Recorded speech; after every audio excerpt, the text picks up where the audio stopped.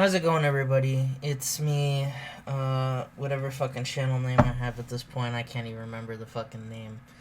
I'm tired, but we got the go home episodes of RAW and Smackdown to do before Survivor Series, and by Survivor Series I'll probably be pumped and I'll take a nap. So regardless, here we go. We open up the show, obviously, as we've had kind of build up to this match for this go home episode of Raw. We have Triple H. We have making his in-ring return after a long time off of Raw. I don't think since the series. He might have had a match on Raw like the very first episode. No, I don't think he did. The last match he's had has been... oh my god, fuck. That was awful. A fucking just gas bubble just lodged itself in my throat. Now I feel like Triple H. Who, speaking of, hasn't had a match since... I'm not even going to edit that out. Hasn't had a match since SummerSlam last year. Not this year.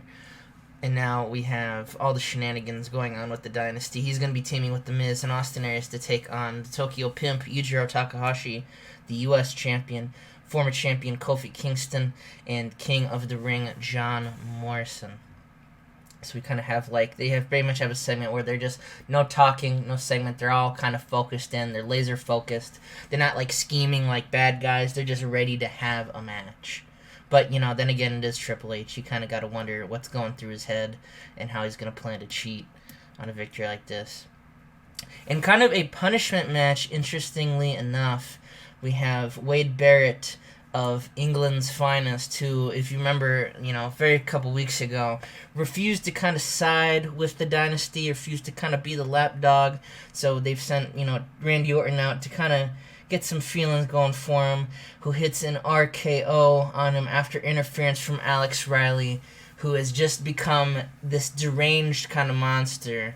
I always kind of talk like this is the first episode sometimes, which I really need to stop doing. There's a lot of things I need to stop doing. Hopefully by season 2, I'll get, the kinks of myself out at this point. I should be, comfortable doing this, but obviously I am indeed a fucking idiot, so, bear with me here. But if this does happen to be your first episode, Alex Riley went from a calm, normal perspective kind of guy to just this deranged, fucking crazy person who just wants to beat the shit out of Wade Barrett to relieve all that stress, and Wade Barrett highly doing it. I wonder why this match did match length. Okay, so if it was in the, if it was just one more minute, probably would have gotten the 90s, but whatever, who cares. Then we have kind of Survivor Series hype videos. They're not obviously on screen, at least on here, but we hype, Sabin and Shelley are taking on Perfect Fortunes, Ted DiBiase, and Dolph Ziggler for the tag titles. AJ Lee defending her Divas title against Dula, Velvet, and Beth Phoenix in that Fatal 4-Way. All 4 women will be in a tag match tonight. Very WWE style booking because they ran out of ideas, so on and so forth.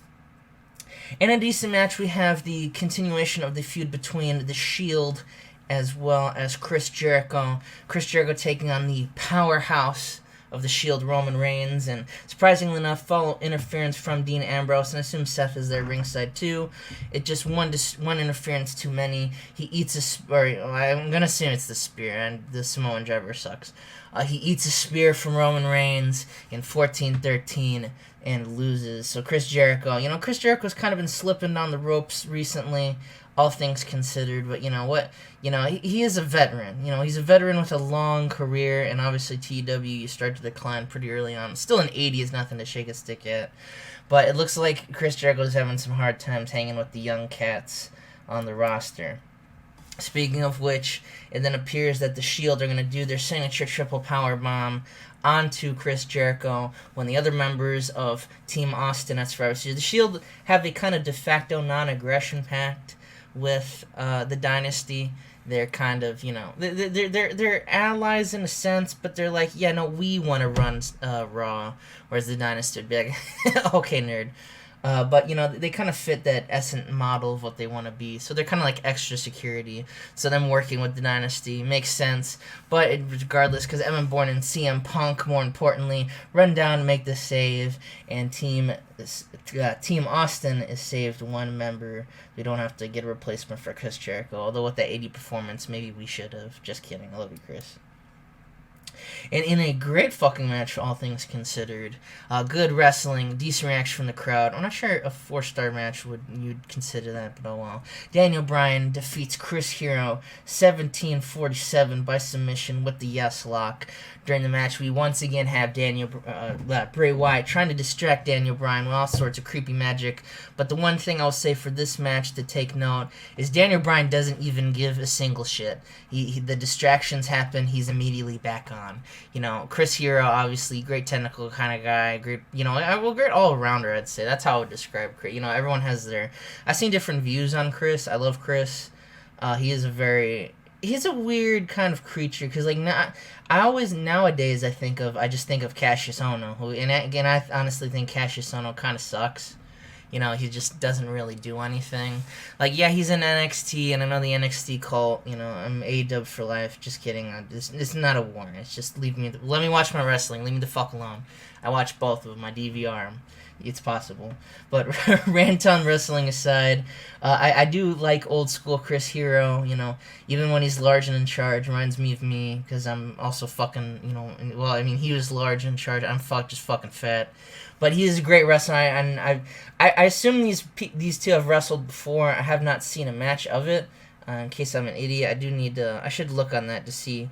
But, Daniel Bryan takes Chris Hero very seriously, and the feeling is mutual, and Chris does great, but he's no match for Daniel Bryan, who taps him out.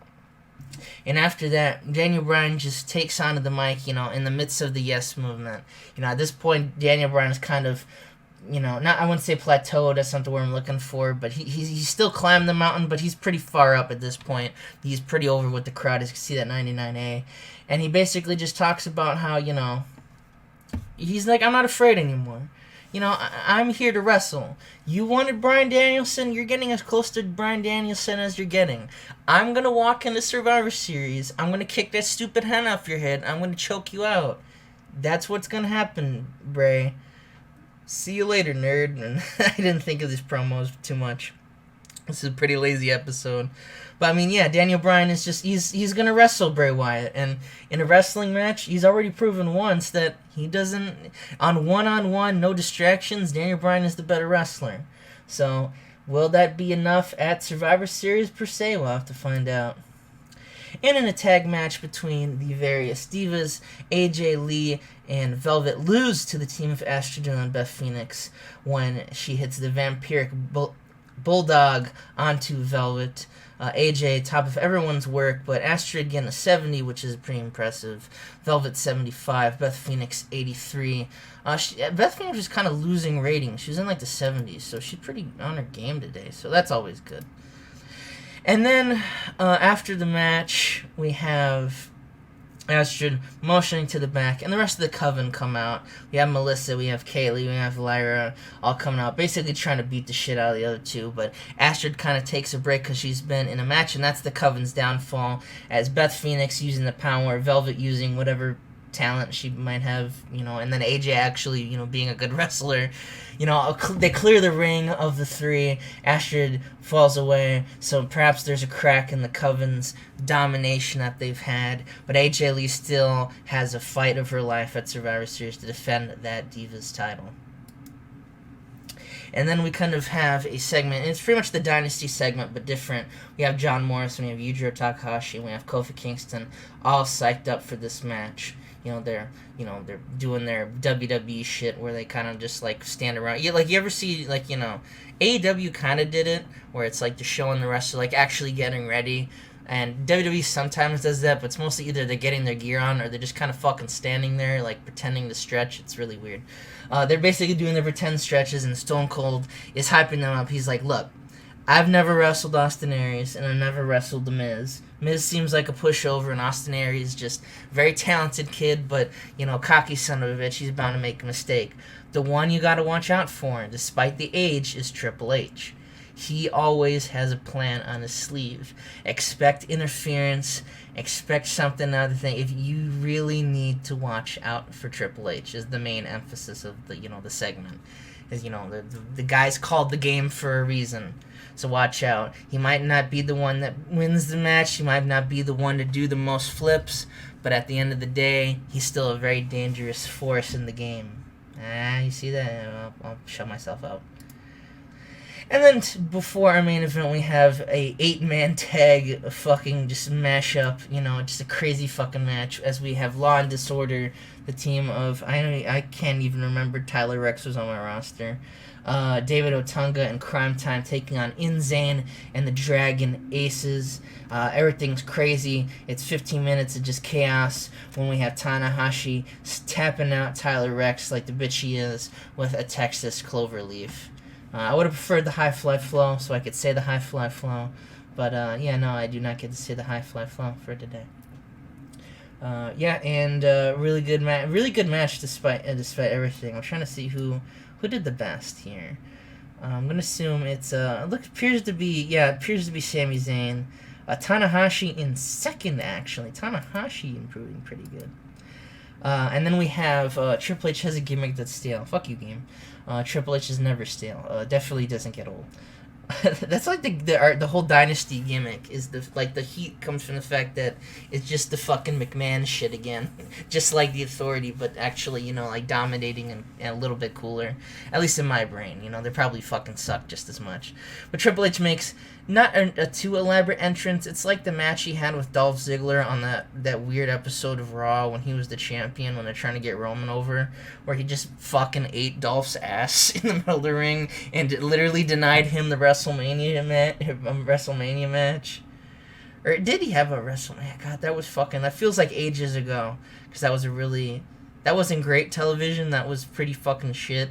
But that was right before the first draft of the second brand split, which I think is one of my personal favorite eras of SmackDown. Like, I grew up with the Ruthless Aggression era, so nostalgia always has that. But damn, that era of SmackDown was fucking great. But anyway, regardless, it's just Triple H making his entrance. It's elaborate in the fact that he just hasn't made one on Raw for a while, so it's gonna pop the crowd pretty much. But then we have this 6-man match. I have low expectation. 81A, pretty fucking good, all things considered. What did Triple H do? 89. That's pretty good. Hey, that's pretty good. The weak link was Yujiro Takahashi, actually. But in a superb match, Team Dynasty pick up the win against Yujiro Takahashi, Kofi Kingston, John Morrison. When Triple H has the tights of Yujiro Takahashi, the short, kind of loose-fitting tights of Mr. Takahashi to get the pin. And he picks up that win for the team. They should have. Well, I was gonna say they should have listened, but it makes sense for Yujiro to fall into that trap since he's never fought Triple H. I don't think Kofi's fought Triple H. Morrison might have had. I don't know if the Dirt Sheet duo had a thing with DX. They might have. I can't remember that era. That era just kind of ate shit in my mind. It wasn't that bad. It just I didn't give a shit. So I have to rewatch it. But, all things considered, having never fought and being this, new to the company, it makes sense for Triple H to kind of get the one-up on them. But the Dynasty get a one-up on Team Austin going into Survivor Series. And the main thing happens is that, Yujiro rolls out of the ring pretty sad. John Morrison's pretty sad. Austin, looking kind of pissed off, doing the gimmick where they look up at the enemy they have to fight. Kofi's not having it. Kofi just is so fucking pissed. He just kind of flings himself at Triple H multiple times. He tries to John Cena, poor Triple H. He tries to straight up murder him, and security has to run down and just keep everybody separated. Maybe the roster rolls out, we do that gimmick. But Kofi is just a man on a mission, and that mission is to fucking cleave Triple H's skull in for just ruining his fucking moments in the WWE. And that's how we end Raw's Survivor Series, with the Dynasty on top. And it looks like maybe Team Stone Cold might not actually get that win and save Raw. We end the show. 93A, all things considered, great fucking show, great fucking recording session.